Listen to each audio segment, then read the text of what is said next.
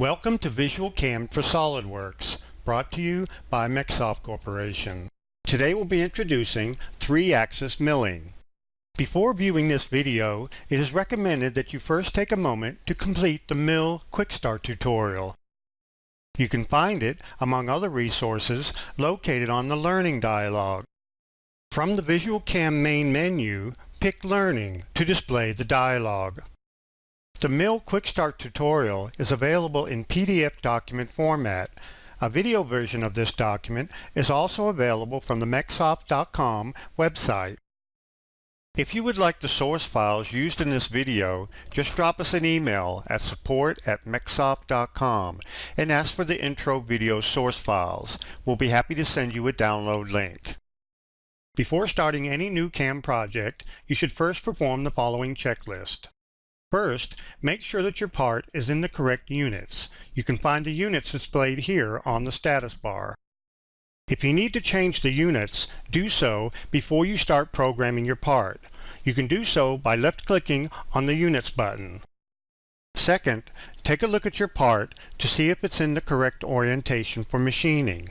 You may need to change the orientation of your machine coordinate system setup to accommodate the table of your CNC machine. Third, check the size of your part. In VisualCAM for SOLIDWORKS, you can do this by double-clicking on the stock icon under the machining job and then selecting the Copy Model Bounding Box button. This will show the length, width, and height dimensions of all visible geometry. Fourth, check the geometry type of your part. For 3-axis milling, you should have either solids or surface geometry. We will perform the following basic steps in machining this model. First, we will define the machine and the post-processor to use. Then, we'll define the machine setup, including the stock geometry, material, and work 0.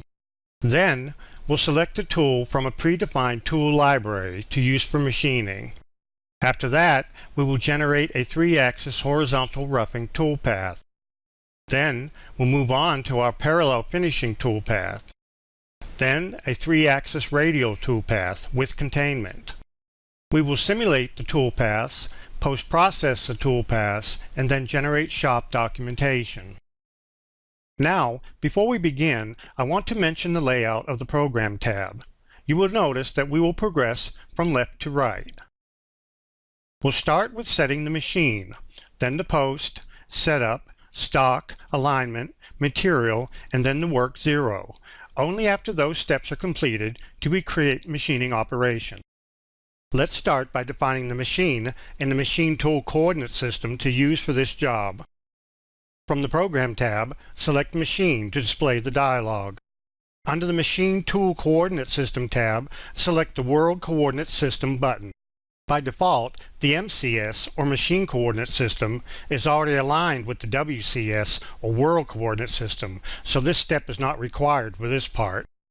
Now select the Machine Tool Definition tab. Under Machine Type, set Number of Axes to 3 axes. Pick OK, and notice that the machine type now appears under the machining job in the machining browser. Next, we'll define the post processor. From the Program tab, select Post to display the dialog. For the current post processor, select Haas from the list of available posts. Then set the Posted File extension to NC. Other file extensions are available depending on your machine requirements.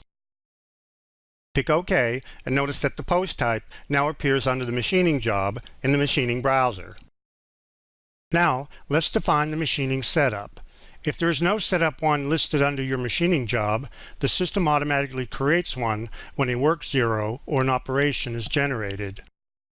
However, by default, the MCS, or Machine Coordinate System, is already aligned with the WCS, World Coordinate System, so this step is not required for this part. However, in production, you can have multiple setups and assign different machining orientations for each. In this step, we'll define the raw stock from which to cut the part. From the Program tab, select Stock, and then select Box Stock from the menu to display the dialog. First, we'll select Copy Bounding Box. the system analyzes the part and displays the maximum dimensions of the part. Then we'll set the height to 3.75 and leave the length and width set to the computed part boundaries. Note that the stock dimensions you enter here are measured from the corner of the bounding box selected in this dialog. Pick OK and notice that the stock type now appears under the machining job in the machining browser.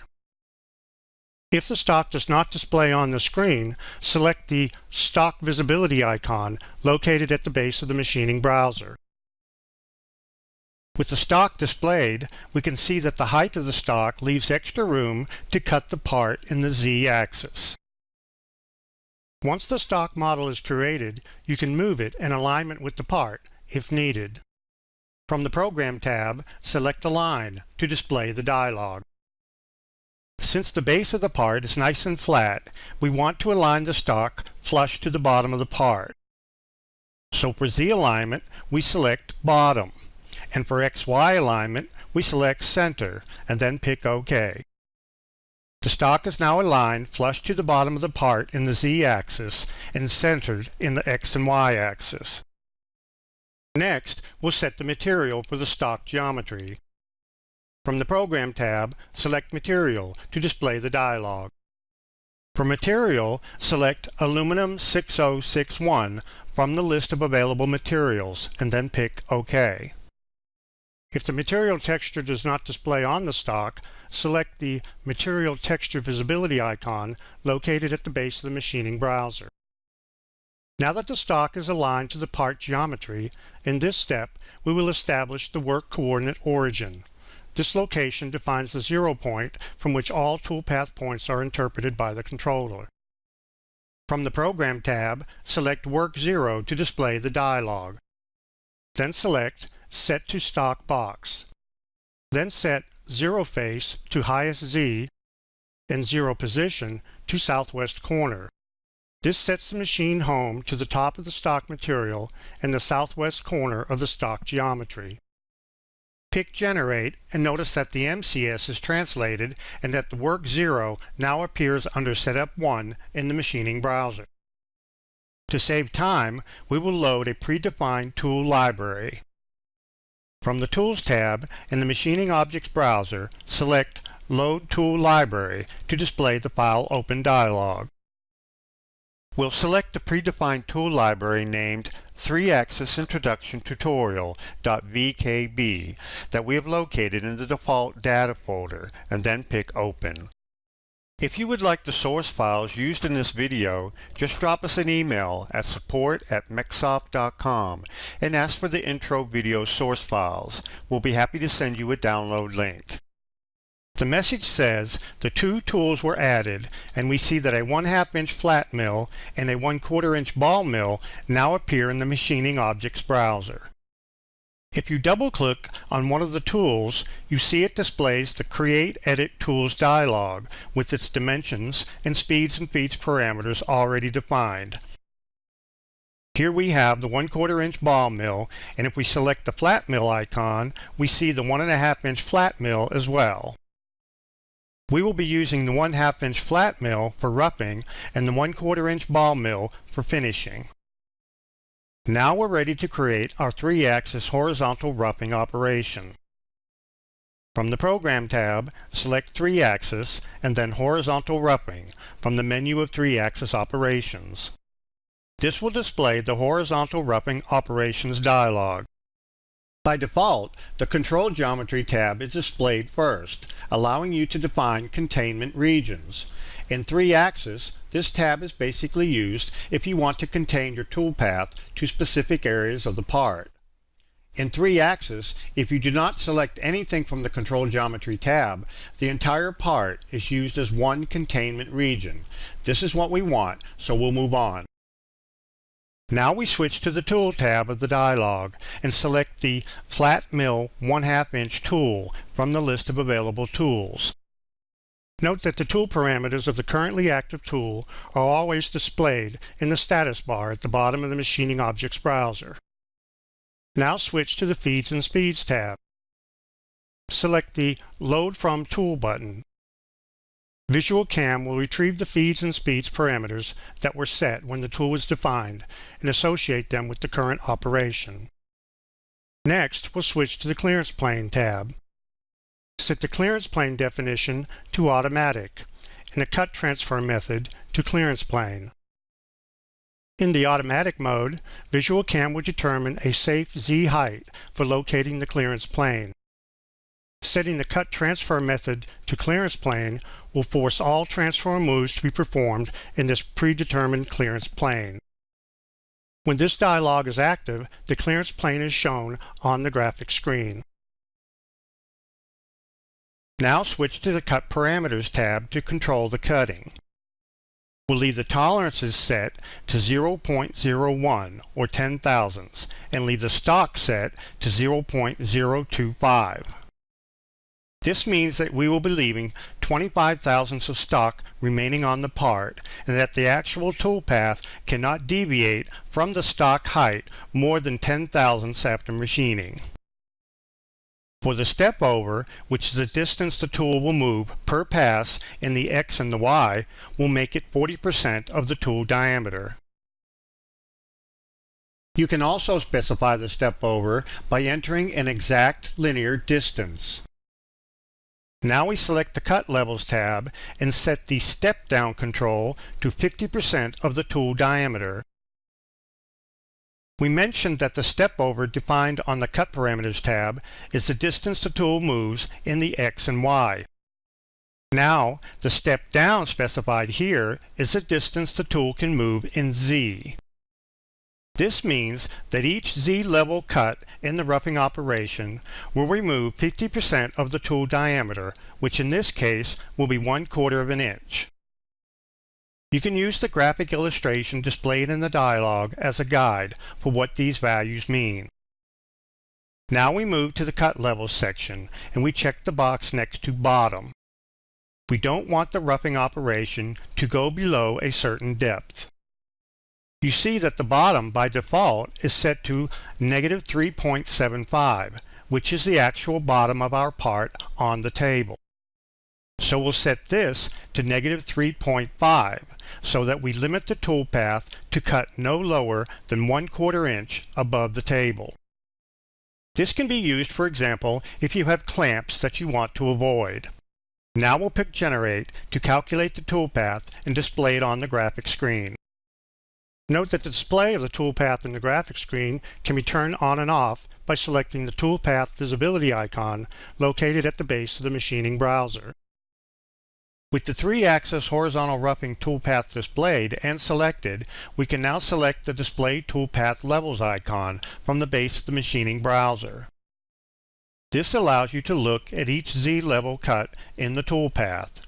You can see here that the last cut level is set at -3.5, just like we wanted. The new toolpath can now be simulated to display the in-process stock model. Switch to the Simulate tab at the top of the machining browser. Select Preferences and set the simulation model to polygonal and the simulation accuracy to fine, and then pick OK. Uncheck Simulate by Moves and adjust the slider to set the simulation speed and then select Play. If you don't want to wait for the entire toolpath, you can select Pause and then To End to calculate and display the entire toolpath simulation. Then we can select the Toolpath visibility icon from the base of the machining browser to turn off the toolpath and see the in-process stock model.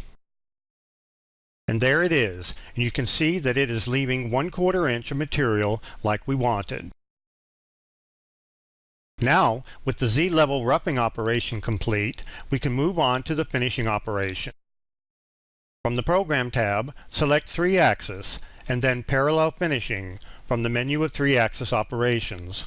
This will create a finishing toolpath in parallel planes. This will display the Parallel Finishing Operation dialog. Now for the Control Geometry tab, we want to contain the finishing toolpath to the bottom profile of the part. To do this, we pick the Select Flat Area Drive Regions button from the dialog. The dialog will minimize and we'll go and pick the bottom surface of the part. Then, pressing Enter or selecting the checkmark icon will display the dialog again. The system automatically creates a boundary around the flat surface that we picked and adds this machining region to the list on the Control Geometry tab. Next, we'll go to the Tool tab and pick the ball mill 1/4 inch tool from the list. Now we'll select the Cut Parameters tab, and under Cut Control, we're going to set the angle of cuts to 45 degrees. This will set the angle of the parallel cuts to 45 degrees from the x-axis, and for the Stepover, we'll set it to 25% of the tool diameter. In the future, you can set this to a smaller value depending on the quality of the finish required. Now we pick Generate.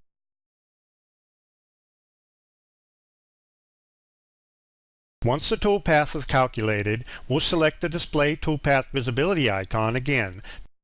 You can see that it's cutting in parallel planes at 45 degrees, and you can also see that it is contained to the outside perimeter of the base of the part. The new toolpath can now be simulated. Switch to the Simulate tab and pick Play. You can see that the tip of the tool does not pass beyond the perimeter. You can then pick Pause and then To End to complete the simulation, and then hide the toolpath to see the in-process stock model.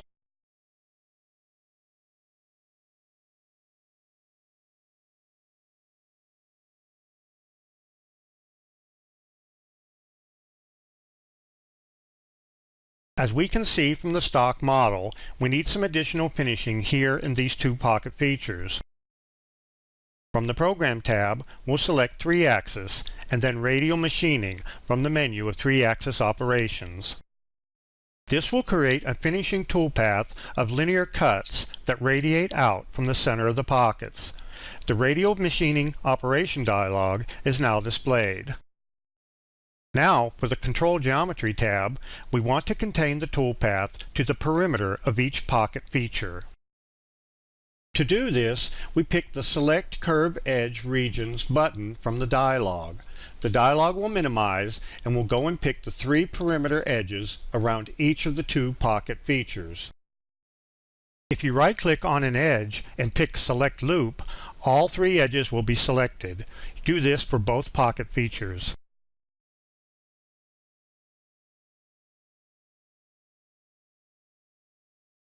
Then, pressing Enter or selecting the checkmark icon will display the dialog again.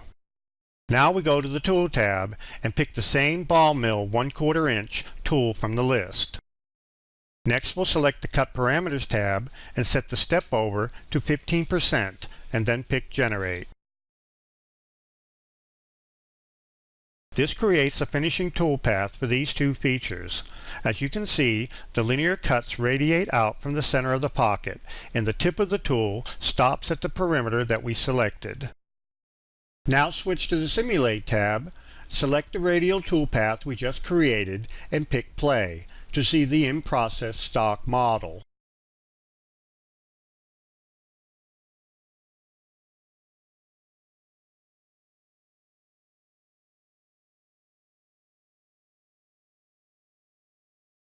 Now, with the toolpaths complete, we're ready to post-process to an output text file containing G-codes that can then be sent to the machine tool to actually machine the part.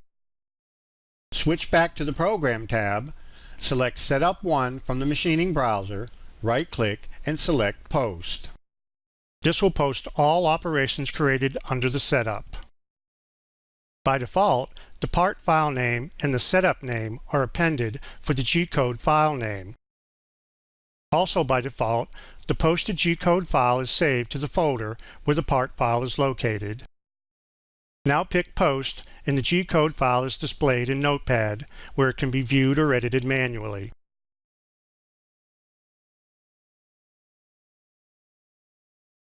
At any time, you can create an informational report of your machining operations. Switch to the Program tab in the machining browser. Select Setup 1. Right-click and select Information to display and print the report. This dialog provides an estimate of the machining time required for the operations in the setup. You can perform the same right-click sequence on the machining job to determine the estimated machining time for all setups. Now pick OK to close the information dialog. You can also create a setup sheet by generating a shop document. This is typically used to instruct machine operators on how to set up and machine the part on the CNC machine. Select Setup 1. Right-click and select Shop Documentation. Select Template 2 and then click Save. This creates an HTML-based shop document that can be viewed in a web browser.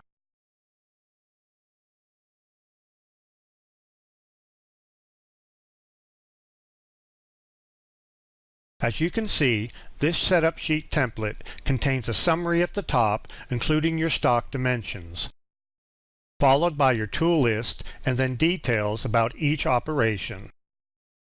You can perform the same right-click sequence on the machining job to generate shop documentation for all setups. For further assistance, you can visit the online help supplied with the program or visit www.mecsoft.com for additional tutorials. Thank you.